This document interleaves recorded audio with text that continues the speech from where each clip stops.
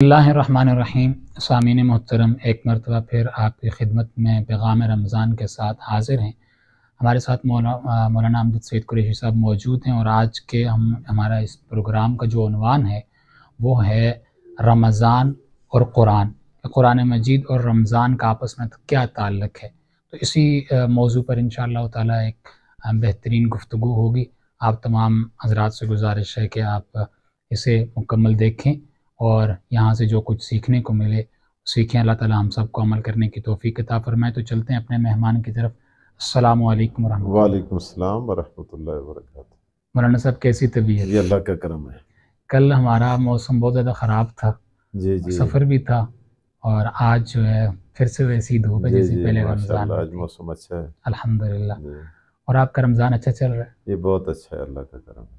मौलाना साहब, हमारा जो मौजू है आज का वो ये है कि रमज़ान और कुरान मजीद, इनका आपस में क्या ताल्लुक़ है। देखिए, हम जब कुरान मजीद में नज़र डालते हैं तो कुरान मजीद कहता है कि इन्ना अंज़लनाहु फ़ी लैलतिल क़द्र, कि कुरान मजीद को एक ही दिन में लैलतुल क़द्र की रात में उतारा गया है।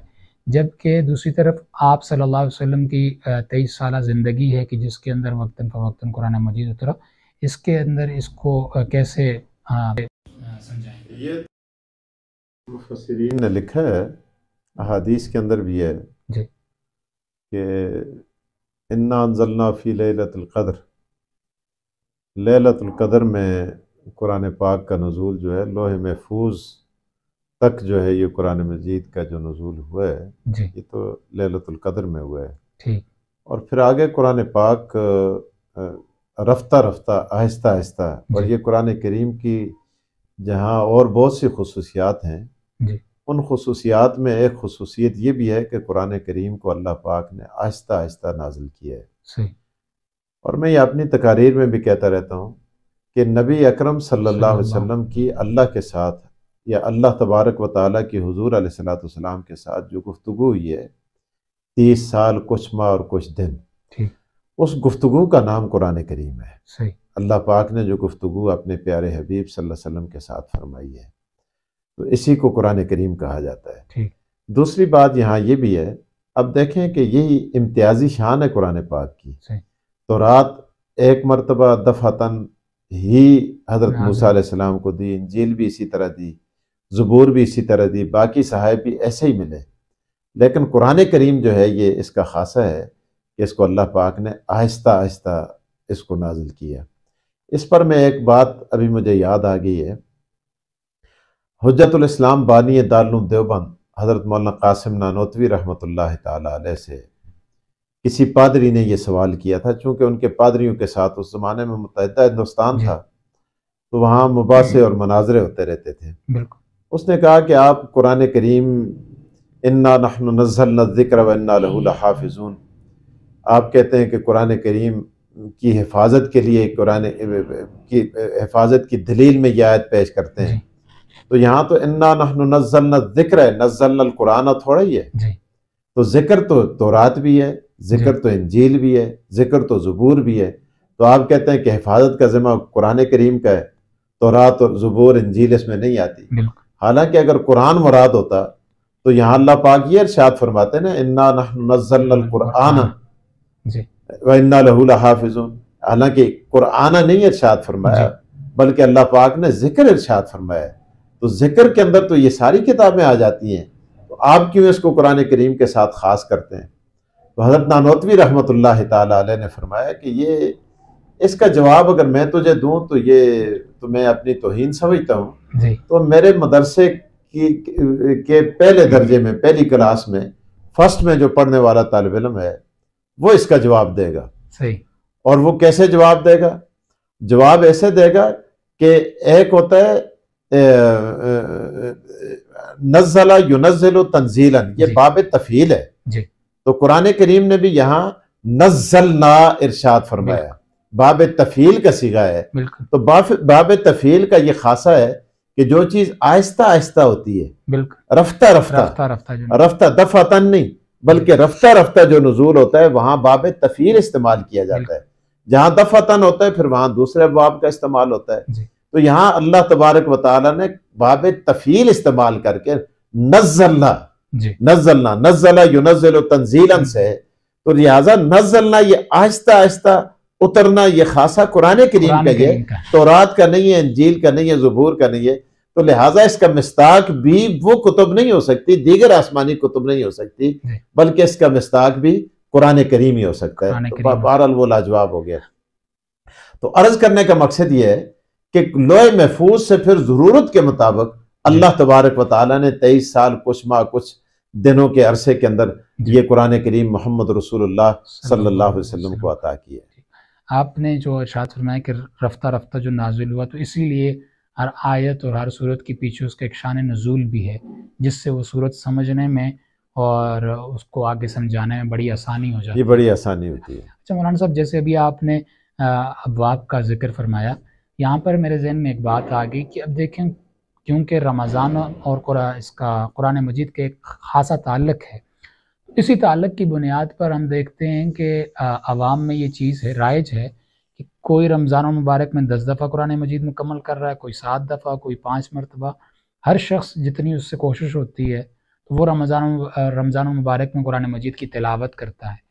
آیا یہ عمل ٹھیک ہے کہ انسان بار بار قرآن مجید کا یہاں پہ ختم کرے، اور یا پھر یہ کہ رمضان المبارک کے اندر ہم قرآن مجید کو سیکھنا شروع کر دیں کہ قرآن ہم سے کہتا کیا ہے اور اس میں ہمارے لیے احکامات کیا ہیں؟ دیکھیں، قرآن کریم ایسی کتاب ہے کہ اس کا دیکھنا بھی ثواب ہے، بالکل، اس کو چھونا بھی ثواب ہے، اس کا پڑھنا بھی ثواب ہے، اس کا سمجھنا بھی ثواب ہے، بالکل، اور کچھ بھی اگر آدمی نہ کر سکے تو اس کی طرف نظر کرے تو یہ بھی ثواب ہے، یہ بھی ثواب ہے۔ جہاں حضور صلی اللہ علیہ وسلم نے ارشاد فرمایا چند چیزوں کا، النظر الی الکعبہ، النظر الی الوالدین، النظر الی القرآن، قرآن کریم کا دیکھنا، کعبے کا دیکھنا، والدین کا دیکھنا، یا اور بھی کچھ چیزیں حضور صلی اللہ علیہ وسلم نے ارشاد فرمائی، مکمل حدیث میرے ذہن میں اس وقت مفہوم نہیں ہے، تو اس کے اندر قرآن کریم کا دیکھنا جو ہے، اس طرح نگاہ ڈالنا اس پر، یہ بھی ثواب کی بات ہے۔ تو جس طرح آسان ہو، ایک آدمی اگر سمجھ سکتا ہے تو وہ سمجھے، اگر سمجھ نہیں سکتا تو وہ پڑھے، اگر پڑھ نہیں سکتا تو کم از کم وہ قرآن کریم کو دیکھے، دیکھنا، اس کو ہاتھ میں لینا، اس کو اس کے ساتھ محبت کرنا، یہ بھی ثواب سے خالی نہیں جاتا۔ باقی رمضان کے اندر جو لوگ پڑھتے ہیں اس کی اصل بات یہ ہے کہ رمضان کے اندر جو نیکیوں کی ویلیو بڑھ جاتی ہے، ان کی قیمت بڑھ جاتی ہے۔ مثلا عام حالات کے اندر اگر آدمی قرآن کریم پڑھتا ہے تو ہر حرف کے بدلے 10 نیکیاں ملتی ہیں، تو اب یہی نیکیاں جو ہے قرآن رمضان المبارک کے اندر 70 درجے ان کے اندر اضافہ ہو جاتا ہے۔ اب 10 کو آپ 70 کے ساتھ ضرب دیں تو یہ میرے خیال سے بہت زیادہ فنگر چلے جاتے ہیں۔ تو رمضان کے اندر بار بار قرآن کریم پڑھنا، قرآن کریم کی تلاوت کرنا، قرآن کریم کو اس کا تکرار کرنا، تذکرہ کرنا، یہ اس لیے بھی ہوتا ہے کہ ہر آدمی دیکھتا ہے کہ بھائی یہ سیزن ہے، دوبارہ مجھے رمضان ملے یا نہ ملے، تو اس لیے وہ چاہتا ہے تاکہ میں زیادہ سے زیادہ قرآن کریم پڑھوں۔ تو اس لیے اگر آپ وقت ملتا ہے تو سیکھیں، یہ تو سونے پہ سہاگا ہے، یہ تو اور اچھی بات ہے۔ کلاسز ہوتی ہیں، دورہ تفسیر ہوتے ہیں، اسی طرح مدارس کے اندر اور کورسز ہوتے ہیں، تو وہ سمجھے تو یہ بھی اچھی بات ہے۔ اگر سمجھے نا تو کم از کم اس کو تلاوت ضرور کرنی چاہیے۔ اس میں یہ ایسا ہی ہوا نا کہ پچھلے کچھ سالوں سے ہم دیکھتے آ رہے ہیں کہ سوشل میڈیا پر کچھ لوگ یہ کہتے ہیں کہ آپ قرآن مجید کو بس رٹائی لگا رہے ہیں، آپ پڑھتے ہی جا رہے ہیں، آپ کو پتہ ہی نہیں کہ قرآن مجید کہہ کیا رہا ہے، آپ اس کو سیکھیں۔ رمضان کا جو آپ کو مہینہ مل گیا ہے تو اس میں آپ بار بار قرآن مجید کو ختم کرنے کے آپ اسے سیکھنا شروع کر دیں۔ میری یہ رائے ہے کہ رمضان المبارک میں ہی کیوں، رمضان المبارک کے علاوہ بھی آپ قرآن مجید کو سیکھیں، سیکھنے سے کوئی منع نہیں کرتا، لیکن ان لوگوں کی اس جدوجہد اور اس سوچ میں کئی لوگوں کے جو روزانہ وہ قرآن مجید کی تلاوت کرتے تھے وہ بھی ختم، تلاوت سے محروم کرنے کی یہ بھی ایک سازش ہے نا، سازش ہوگی، سازش ہے۔ اس طرح یہ مختلف سازشیں، مختلف چالیں سوشل میڈیا پر لوگ چلتے ہیں لوگوں کو نیکیوں سے دور کرنے کے لیے۔ کوئی کہتا ہے جی یہ تراویح کی ضرورت نہیں ہے، یہ فضول ہیں، کوئی اس کو بدعت کہتا ہے، کوئی کیا کہتا ہے، کوئی اسی طرح ابھی تلاوت کے متعلق جس طرح آپ نے ارشاد فرمایا، تو اس طرح کی باتیں یہ اصل میں لوگوں کو نیکیوں سے دور رکھنے کے لیے ایک سازشیں بھیانک قسم کی چلی جا رہی ہیں، تو ان پر کوئی دھیان نہیں رکھنا چاہیے کہ جس طرح آدمی قرآن کریم کی تلاوت کرتا ہے جتنی زیادہ کرے، سیکھنے کے لیے بھی پورا سال ہے، کوئی روکتا نہیں ہے، بالکل سیکھنا تو بہت ہی اچھی بات ہے، بہت اہم ہے، ضرورت ہے۔ یتلو علیہم آیات و یزکیہم و یعلمہم الکتاب والحکمہ، کہ اس کی تعلیم جو ہے وہ بھی ضروری ہے، قرآن کریم کے الفاظ کی درستگی، اس کا تلاوت کرنا، اس کو سمجھنا، سیکھنا، یہ ساری چیزیں ہیں۔ تو یہ ساری چیزیں اگر ایک وقت کے اندر آ جاتی ہیں تو اچھی بات ہے، نہیں آتی تو کم از کم آدمی پڑھنے سے تو کم از کم نہ جائے۔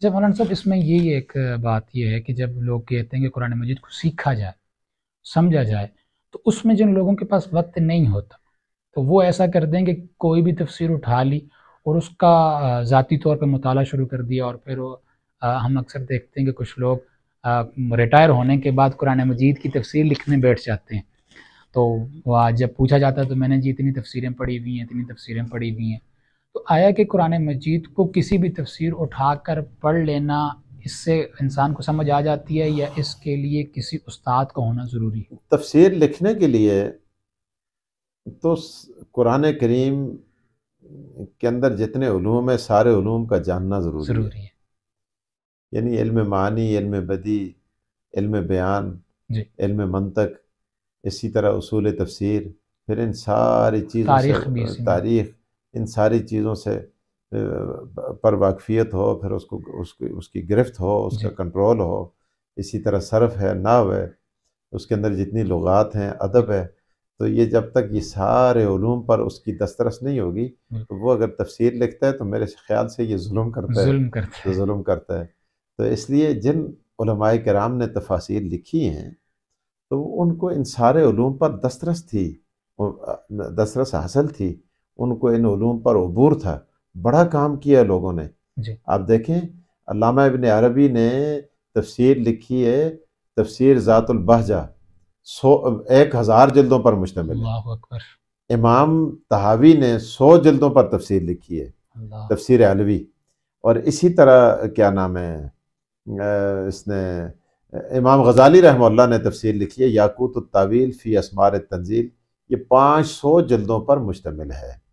اسی طرح علامہ ابن عبد الوہاب، انہوں نے 1,00,000 اشعار کی صورت میں، شعروں میں، عربی کے اشعار کی صورت میں قرآن کریم کی تفسیر لکھی ہے۔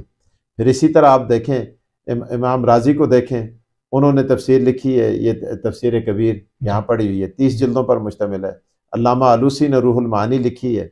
اسی طرح مفتی اعظم پاکستان حضرت مولانا مفتی محمد شفیع صاحب نے یہ معرف القرآن لکھی ہے۔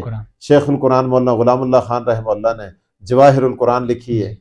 اور اسی طرح میرے دادا استاد مولانا ادریس کاندھلوی رحمہ اللہ نے معرف القرآن لکھی، پھر اس کا تکملہ میرے استاد مولانا مالک کاندھلوی رحمہ اللہ نے فرمایا۔ اسی طرح میرے دادا استاد حضرت مولانا صوفی عبدالحمید صاحب جو میرے والد صاحب کے استاد ہیں، انہوں نے معالم العرفان کے نام سے تفسیر لکھی۔ تو یعنی بڑا کام لوگوں نے کیا، لوگوں نے اپنی زندگی ہاں بڑا کام کیا۔ اور لیکن ان لوگوں نے شیخ الاسلام علامہ شبیر احمد عثمانی کی آپ تفسیر عثمانی دیکھ لیں، تو اسی طرح دیگر مسالک کے لوگوں نے بھی بڑی اس میں کوشش کی ہے، انہوں نے بھی یعنی بڑی تفاسیر لکھی ہیں۔ لیکن علماء، ہمارے جو علماء کرام ہیں، ہمارا اساتذہ جن سے ہمارا تعلق ہے، ان کا جواب نہیں، انہوں نے کمال کر دیا ہاں اس شعبے میں۔ تو بہرحال یہ عرض کرنے کا مقصد یہ ہے کہ اس آدمی کو یہاں قلم اٹھانا چاہیے کہ جس کو ان سارے علوم پر دسترس حاصل ہے۔ اگر ان علوم پر دسترس حاصل نہیں تو وہ ظلم کر رہا ہے۔ ہاں اس لیے اچھا یہ سوال کہ باقی آپ کی میں بات منقطع کر رہا ہوں کہ باقی کوئی ریٹائر ہو جائے، کوئی جرنیل یا کرنیل یا کوئی اس طرح کے لوگ یا پروفیسر، ان کو بھی شوق چڑھ جاتا ہے، تو بہرحال وہ جب تک ان علوم پر ان کو دسترس حاصل نہیں ہے تو ان کو اس سے پرہیز کرنا چاہیے۔ اسی طرح ہمارے اساتذہ اور علماء تو یہ بھی کہتے ہیں کہ ایک آدمی اپنے اندر استعداد سمجھتا ہے تو وہ تفاسیر کو دیکھے جو عام فام تفاسیر ہیں۔ اگر وہ استعداد نہیں سمجھتا تو اس کے اندر کوئی چیز ہے، کوئی الجھن ہے، تو اس کو کم از کم کوئی اپنا استاد بنانا چاہیے۔ اب قرآن کریم کے لیے بھی استاد کی ضرورت ہے، اس کو دیکھیں، اس کے ترجمے کے لیے میں ایک مثال دیتا ہوں آپ کو جیسے قرآن کریم کے اندر آتا ہے وَالنَّجْمُ وَالشَّجَرُ يَسْجُدَانِ، جی اب نجم جو ہے یہ بھی عام لفظ ہے، بالکل، یہ نجم، نجوم، نجومی جی اردو کے اندر بھی استعمال ہوتا ہے، مستعمل ہے. اور اسی طرح شجر، شجرکاری مہم، جی شجر، اشجار، یہ بھی عام ہے. ایسے ہی، والنجم والشجر یسجدان، سجدہ ہم جی روزانہ اس لفظ کو بھی استعمال کرتے ہیں. بالکل، اب دیکھیں یہ کتنا آسان ہے. جی اب ایک عام آدمی سے آپ کریں گے، وہ ترجمہ کرے گا، وہ کہے گا جی یہ کوئی مشکل ہے. والنجم، جی ستارے، جی والنجم والشجر، درخت، درخت، یسجدان یہ اللہ کے آگے سجدہ ریز ہیں. اب علماء لغت یہ لکھتے ہیں کہ نہیں، انہوں نے دیکھیں آپ ترجمہ یہ نہیں کیا، انہوں نے کہا بیلدار درخت اور تنے دار درخت. جی درختوں میں شجر فرق جو ہے، ہے یہ تنے دار درخت ہو گئے، نجم جو ہے یہ بیلدار درخت ہو گئے. بیلدار درخت، تنے دار درخت اور بیلدار درخت یسجدان یہ اللہ کے سامنے سجدہ ریز ہوتے ہیں. ہم نجم کا معنی ستارہ کریں گے، بالکل، لیکن یہاں اس کا ترجمہ یہ کیا ہے کہ بیلدار درخت اور تنے دار درخت دونوں سے مراد کے ہیں، درخت ہی ہیں. یسجدان وہ اللہ کے آگے سجدہ ریز ہوتے ہیں. سجدہ ریز تو اس لیے یہ اسی طرح بے شمار مثالیں ہیں کہ جس میں انسان کو قدم قدم پر استاد کی ضرورت پڑتی ہے، اور وہی آدمی کامیاب رہتا ہے، بھٹکتا نہیں آخر میں جا کر، جی جس کا ایک استاد ہوتا ہے، سند ہوتی ہے. بالکل، اور جن لوگوں کے استاد نہیں ہوتے، سند نہیں ہوتی، اور وہ راستے میں اپنے آپ وہ علامہ بننے کی کوشش کرتے ہیں، وہ آگے جا کے بھٹک جاتے ہیں. بالکل. جی اچھا مولانا صاحب، یہ الحمدللہ ہر مسجد کے اندر یہ ہوتا ہے کہ رمضان المبارک میں تراویح کے اندر پورا قرآن مجید سنایا جاتا ہے اور لوگ سنتے ہیں، لیکن کچھ ایسے دور دراز کے علاقے، گاؤں دیہات ایسے جہاں پر حفاظ نہیں پہنچ سکتے یا حافظ ہوتے نہیں ہیں، یا کوئی بھی اور وجہ ہوتی ہے، یا کچھ ایسے لوگ جو تراویح کے اندر مکمل قرآن مجید سن نہیں سکتے، تو اس کے بارے میں بتا دیجئے کہ آیا کہ تراویح میں پورا قرآن مجید سنانا یہ فرض ہے اور سننا یہ بھی فرض ہے، یا اس کی کیا حیثیت ہے؟ آپ تو قرآن مجید سنانے کا کہہ رہے ہیں، میں تو یہ کہتا ہوں تراویح بھی فرض نہیں ہے، فرض نہیں، سنت کفایہ ہے، علماء کرام نے لکھا ہے. جی اور تراویح کے اندر قرآن کریم سننا سنانا یہ سنت ہے. جی اور حضور صلی اللہ علیہ وسلم جبرائیل علیہ السلام کے ساتھ اس کا دور فرماتے تھے، جی نبی کریم صلی اللہ علیہ وسلم. تو یہ چونکہ وہاں سے یہ سارا سلسلہ چلتا ہے، حضور صلی اللہ علیہ وسلم کی سنت ہے. بالفرض ایک جگہ حافظ نہیں ہے جی یا لوگ نہیں سن سکتے تو تراویح تو پڑھنی ہے، بالکل، تراویح پڑھتے ہیں. تو مسجد کے اندر یہ بھی فقہائے کرام نے لکھا ہے صحیح، کہ وہاں آخری 10 صورتیں جو ہیں جی ان کو پڑھنا چاہیے، اور ان کا اعادہ تکرار کے ساتھ سورہ فیل سے شروع کریں ناس تک، اور پھر فیل سے شروع کریں ناس تک. ہاں تو یہ کتابوں کے اندر لکھا ہوا ہے باقاعدہ، اس کا یہی طریقہ کار ہے. لیکن اس کو فرض سمجھنا، ضروری سمجھنا، یہ بھی ایک المیہ ہے نا. جی سنت کو فرض کا درجہ دے دینا، واجب کو فرض کا درجہ دے دینا، یا مستحب کو پر اتنا ڈٹ جانا کہ جس طرح فرض پر ڈٹتے ہیں، تو یہ بھی اچھی بات نہیں ہے. ملا علی قاری رحمہ اللہ نے جو صاحب مرکات ہیں، مشکات کی شرح میں لکھا ہے من اصر علی امر مندوب فہو بدعہ، کہ جو آدمی کسی مندوب کام پر، مستحب پر ڈٹ جاتا ہے تو یہ بھی بدعت ہے. ڈٹنا بدعت ہے. مستحب کی تعریف یہ ہے کوئی کرے تو ثواب ہے، نہ کرے تو وہ متعون نہیں ہے، اس کو تانا نہیں دینا چاہیے. تو اس لیے نہیں کرتا تو کوئی گناہ نہیں ہے. تو اس لیے اس آدمی کو تانا دینا کہ بھائی کیوں نہیں کرتے. بعض مستحب کاموں کو ہم نے اتنا بڑا درجہ دے رکھا ہے کہ وہاں فرض بھی رہ جاتے ہیں. شکریہ مولانا صاحب، اللہ تعالیٰ آپ کے علم، عمل اور وقت جان کے اندر برکت عطا فرمائے. ہمیں بہت کچھ سیکھنے کو ملا آج کے ٹرانسمیشن سے. ویسے بھی رمضان کا اور قرآن مجید کے خاصا تعلق ہے، اور قرآن مجید کی تلاوت سے اللہ تعالیٰ کا قرب حاصل ہوتا ہے. اللہ تعالیٰ ہمیں اس ماہ رمضان میں کھل کر تلاوت کرنے کی توفیق عطا فرمائے، اور جو کچھ سنا سمجھا اسے اپنی زندگی میں لانے کی توفیق عطا فرمائے. آج کا وقت یہاں پر ختم ہوتا ہے. کل انشاءاللہ تعالیٰ ایک نئے موضوع کے ساتھ اور آپ کے سوالات کے ساتھ کوشش کریں گے حاضر ہوں. تب تک کے لیے اجازت دیجیے. اللہ حافظ.